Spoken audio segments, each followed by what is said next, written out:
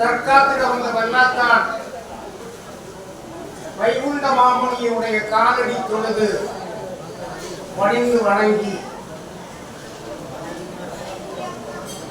ஐயாவினுடைய அருட்பெரும் கருணையால்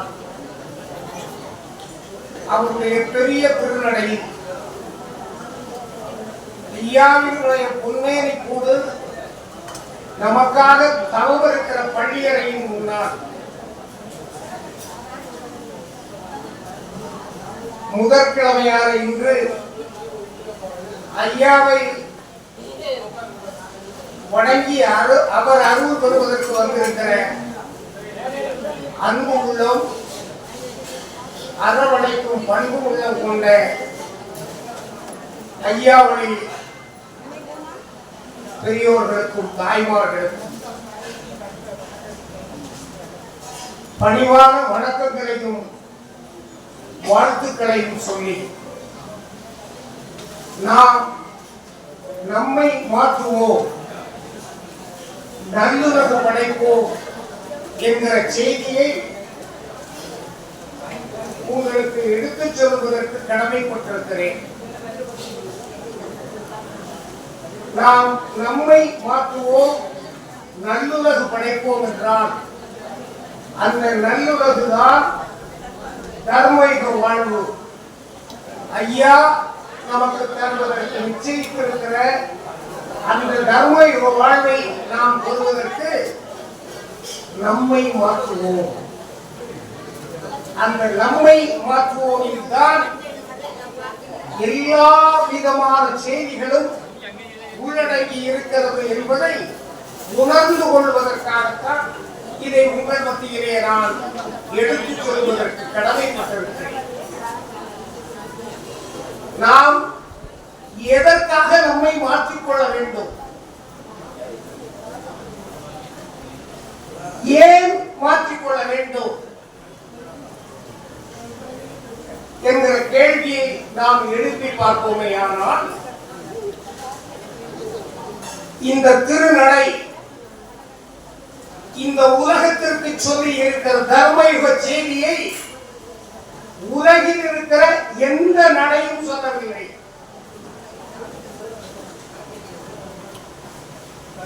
எந்த தத்துவ விற்பனர்கள் எடுத்துச் சொல்லவில்லை. தர்மயுக வாழ்வு என்றால் என்ன? அகிலத்திரட்டில் ஐயா அருமையாக சொல்கிறார். உன்னிலும் பெரியோராக ஒருவரும் உயர்த்தி கண்டால் தன்னிலும் பெரியோராகி தளத்தில் இருந்து வாழ்வீர். என்னிலும் பெரியோர் நீங்கள் யாருங்கள் தன்னிலும் மேலோன் ஒன்னுல ஊற்று வீசும் பொற்பதி யுகத்து வாழ்வே. அதுதான் தர்மயுக வாழ்வு. அந்த தர்மயுக வாழ்வு என்று வருகிற போது ஐயா அவரையும் நம்மையும் சமப்படுத்துகிறார். என்னிலும் மேலோ நீங்கள் யாருங்கள் தனிலும் மேலோ. அப்படி வாழுகிற வாழ்க்கை வருகிற போதுதான் சமத்துவ சமுதாயம் அமைக்கப்படும். அப்படிப்பட்ட சமத்துவ சமுதாயத்தான் தர்மயுக வாழ்வின் முதல் படி. எனவே அந்த முதல் படியை தொடுவதற்குத்தான் ஐயா போதித்திருக்கிறார். அப்படி போதித்திருக்கிற போது இந்த சமத்துவ வாழ்வு வர வேண்டுமே. ஆனால் அதையும் அகில விருத்தத்திலேதான் ஐயா மிக அருமையாக சொல்கிறார். நாரணம் வைகுண்டமாகி நாட்டினில் வந்த அன்றே காரணமெல்லாம் ஆச்சு, கலியுகம் அழிந்து போச்சு. பூரண வேதனும் நுண்ணாகமங்கள் சாரமும் கட்டு போச்சு, சதாசிவம் வைகுண்டமாச்சு. ஐயா வைகுண்டர் வந்ததற்கு பின்னால் 1008 மாசி 20க்கு முன்னால் முப்பொருளும் ஒரு பொருளாக வைகுண்ட மெய்ப்பொருளாக வந்ததற்கு பின்னால் சதாசிவம் ஐயாவுக்குள்ளே அடங்கி போனது. இனி இருக்கிற அத்தனை சக்திகளும் வைகுண்டத்துக்குள்ளே தான் இருக்கிறது. அதைத்தான் நாம் மிக அழகாக உச்சிப்படிப்பிலே நாம் கவனத்தை செலுத்தி பார்ப்போமையானால் அது போதிப்பது எல்லாம் அதுதான். எல்லாம் ஐயாவுக்குள் அடக்கம். எல்லா சக்திகளும் ஒரு சக்தியாகி ஏக பரம்பொருளால் ஐயா வந்து விட்டார்.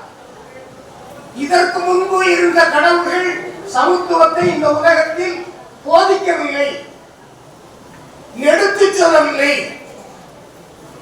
இன்னும் சொல்ல போனால் ஒன்றை சொல்லுவார்கள், உதாரணத்திற்காக சொல்லுகிறேன், தவறாக எடுத்துக்கொள்ள வேண்டாம்.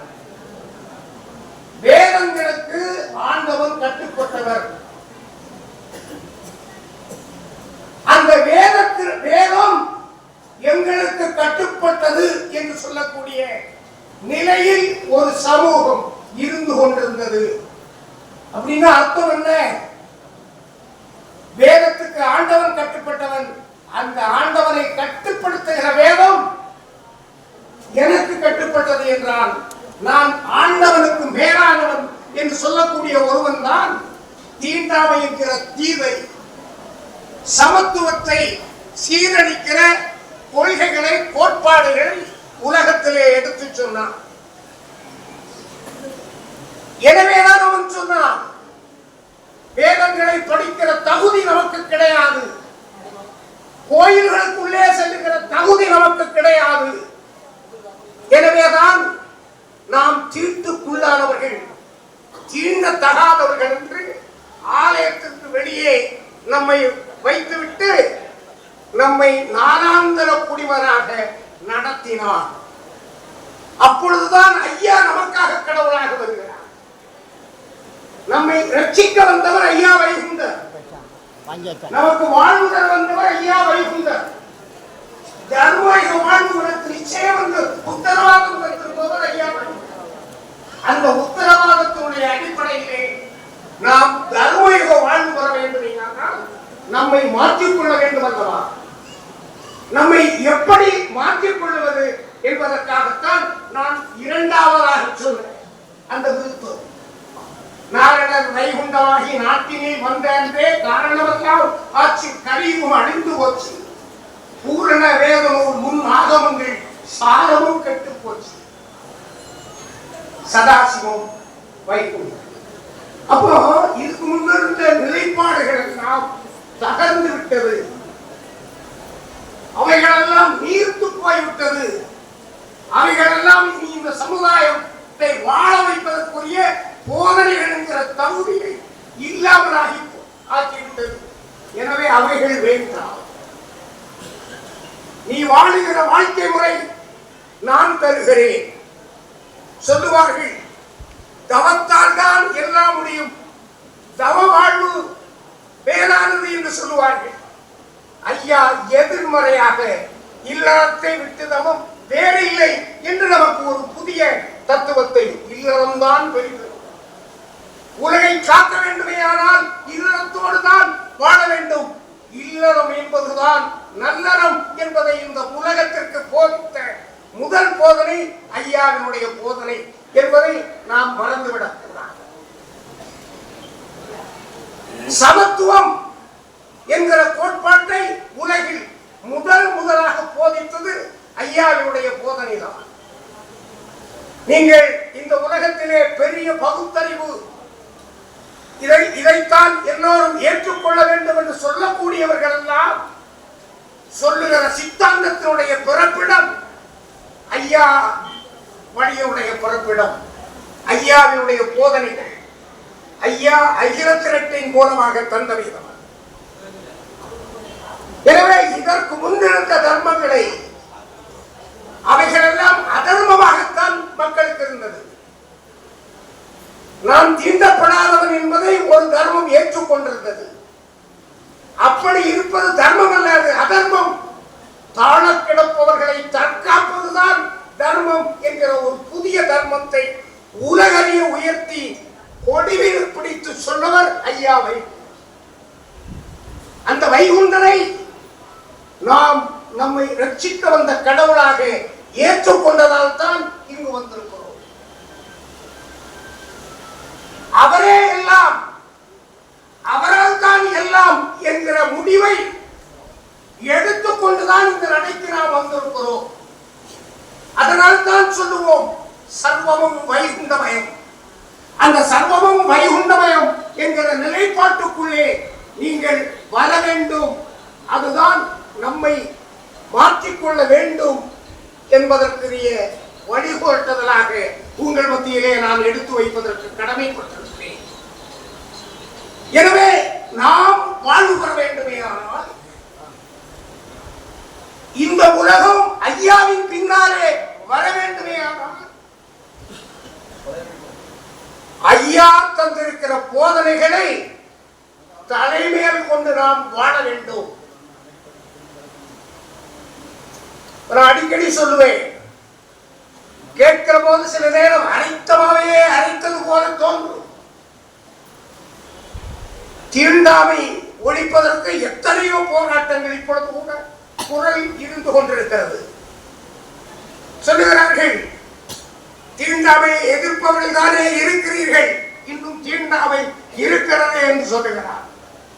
நான் ஒரு இடத்தில் அறைகூறி விட்டேன், தீண்டாமை இல்லாத இடம் ஐயாவினுடைய வழிபாட்டு தலம். அங்கே வாருங்கள், தீண்டாமை கிடையாது. அந்த தீண்டாமையை அகற்றுவதற்காகத்தான் தொட்டு நாமம் விடுகிற ஒரு நிலையை வைத்திருக்கிறோம். தொட்டால் தீட்டு என்றார். அந்த தீட்டை அப்புறப்படுவதற்கு தொடுவதே தர்மம், தொட்டு நாமம் இடுவதே மேல் என்கிற நடைமுறையை நமக்கு உருவாக்கி தந்திருக்கிறார் ஐயா வைகுண்டர். எனவே ஐயாவை பின்பற்றுங்கள் என்று நான் அங்கே பேசினேன். இப்படி இருக்கிறதா என்று கேட்டார்கள். இன்னும் அறிய வைக்க முடியவில்லை. அறிய வைப்பதற்கு நாம் முனைப்பு காட்டிக் கொண்டிருக்கிறோம். இப்பொழுது நான் பேசுவது இங்கே மட்டும் கேட்பதாக இல்லை. இந்த பேச்சினுடைய ஒலி உலகளவில் ஒலித்துக் கொள்ளக்கூடிய நிலையில்தான் நம்முடைய நிலைப்பாடு இருந்து கொண்டிருக்கிறது. நம்முடைய கருத்துக்களை எடுத்து சொல்லிக் கொண்டிருக்கிறோம். இதையெல்லாம் நான் ஏன் வலியுறுத்துகிறேன் என்றால், இன்று காலை ஒரு ஐயா என்னுடைய ஒரு புத்தகத்தை தன்னுடைய ஒரு பேப்பரிலே மடித்துக் கொண்டு, ஐயா ஒரு புத்தகம் ஐயாவளி புத்தகம் என்று போட்டிருக்கிறது. ஆனால் இதில் எல்லாம் தப்பாக இருக்கிறது ஐயா, இதை விடாதீர்கள் என்று சொன்னார்.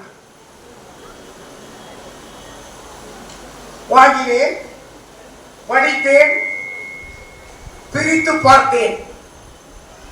பார்த்த பிறகு நான் ஏற்கனவே வாங்கி படித்த புத்தகம் என்று தெரிந்தது. ஐயா உருவாக்கி தந்திருக்கிற இந்த வழிபாட்டு முறை ஏற்கனவே நடைமுறையிலே இருந்த முறைதான். சுவாமி தப்பிலே இருப்பவர்கள் திசை திருப்புவதற்காக இதை எடுத்து சொல்லி வருகிறார்கள் என்று சொல்லுகிறார்கள். எனவே நாம் நன்மை மாற்றி நல்வழிப்படுத்துவதை சிதைப்பதற்காக ஒரு கூட்டம் இருந்து கொண்டிருக்கிறது. அதில் எழுதுகிறவன் எழுதுகிறான், 7000 தாங்கள் இருக்கிறதா? 7000 தாங்களா இருக்கிறது? எத்தனையோ நான் 7000 தாங்களுக்கு சென்று பார்த்தேன். 6930 தாங்களிலும் பழைய வழிபாட்டு முறைதான் இருந்து கொண்டிருக்கிறது என்று ஒவ்வொரு நிகழ்வுகளையும் திரித்து கூறி பதிக்கே வராதவன்.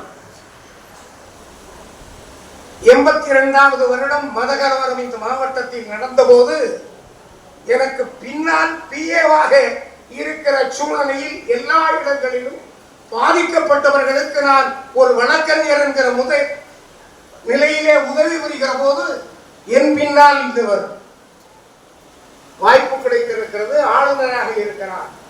ஆனால் ஐயாவளியினுடைய விரோதி. இன்னும் சொல்லுவேன், ஒரு முறை அப்பானி அவர்கள் பதிக்கு வந்தார்கள். பல்வேறு கட்டுப்பாடுகள் சொல்லப்பட்டது. அப்பொழுது நான் சொன்னேன், எங்கே வேண்டுமானாலும் சோதித்துக் கொள்ளுங்கள், பள்ளி அறைக்குள் சோதிக்க முடியாது. திருநாமம் உங்களிடம் சோதனைக்கு தரமாட்டேன், முத்திரிப்பதம் உங்களுக்கு சோதனைக்கு தரமாட்டேன். நம்பினால் வாருங்கள், வாங்குங்கள், இல்லாவிட்டால் வந்து பார்த்து விட்டு செல்லுங்கள் என்றேன். அதற்கு பிறகு அங்கே இருந்து வந்த ஒரு பாதுகாப்பு அதிகாரி, கிட்டத்தட்ட கூடுதல் டிஜிபி அந்தஸ்திலே உள்ளவர், என்னிடம் பேசிவிட்டு அவர் நேரடியாக அத்வானியிடம் பேசினார். பேசுகிற போது அத்வானி சொன்னார், அங்கே சொல்லுகிற அத்தனை சட்ட திட்டங்களையும் வழிமுறைகளையும் கடைபிடியுங்கள், அதை மீற வேண்டாம் என்று சொன்னார். உடனே கிராமம் சோதனையிட வேண்டாம், பள்ளியறை சோதனையிட வேண்டாம், முத்திரிப்பதம் சோதனையிட வேண்டாம் என்று ஒத்துக்கொண்டார். இங்கே எங்கே செல்லக்கூடாது, அங்கே போகக்கூடாது, இங்கே போகக்கூடாது, ஏகப்பட்ட கட்டுப்பாடு. நாங்கள் ஒத்துக்கொண்டோம். காரணம், அவருக்கு உயிருக்கு அச்சுறுத்தல் இருக்கிறது, பாதுகாக்கப்பட வேண்டிய ஒரு தலைவர். அவருக்கு பாதுகாப்புக்கு தலைமைப்பதி இடையூறு செய்துவிடக் கூடாது என்கிற நிலையில் எல்லாவற்றையும் செய்தது. அதற்கு பிறகு காலையில் 7 மணிக்கு வருவதாக சொன்ன நிகழ்வு மதியம் வருவதாக சொன்னார்கள். மத்தியானம் 12 மணிக்கு உச்சி பிடிக்க ஆரம்பிக்கும். 12 12:45 வரை உள்ள வரக்கூடியவர்களை உள்ளே வைத்திருப்போம். அவர் வந்தா ஒரு அரை மணிக்கூர் கிடைக்கட்டும், உள்ள இருக்க ஆட்கள் எல்லாம் வெளியே இருக்கும் சொல்லிவிட்டு உள்ளே அழைக்கிறோம் என்று சொன்னேன். ஒத்துக்கொண்டார்கள். அப்போ ஒரு பதிக்கு வெளியும் ஒரு ஏரியா வச்சு கயிறு கட்டி உள்ள யாரையுமே அனுமதிக்கவில்லை. அப்படி ஒரு நிலை. இப்ப நான் சொன்னேன், எங்களோடு பணிவிடை பார்ப்பவர்கள், குருமார்கள், சீடர்கள், அம்மைமார்கள் பதிக்கு வந்தால் நீங்கள் தடுக்கக்கூடாது, சோதனையிடக்கூடாது என்று ஒத்துக்கொண்டார்கள். அப்ப சொன்னாங்க, எனக்கு தெரியாது. உடனே நான் என்னுடைய விசிட்டிங் கார்டில் கையெழுத்திட்டு தேதியிட்டு தருவேன், அதை வைத்திருப்பவர்களை சோதனையிடாமல் உள்ளே விட வேண்டும் என்று சொன்னேன். கேட்டுக்கொண்டார்கள். காலதாமதமாக வந்தார். வரும்போது வரவேற்றேன்.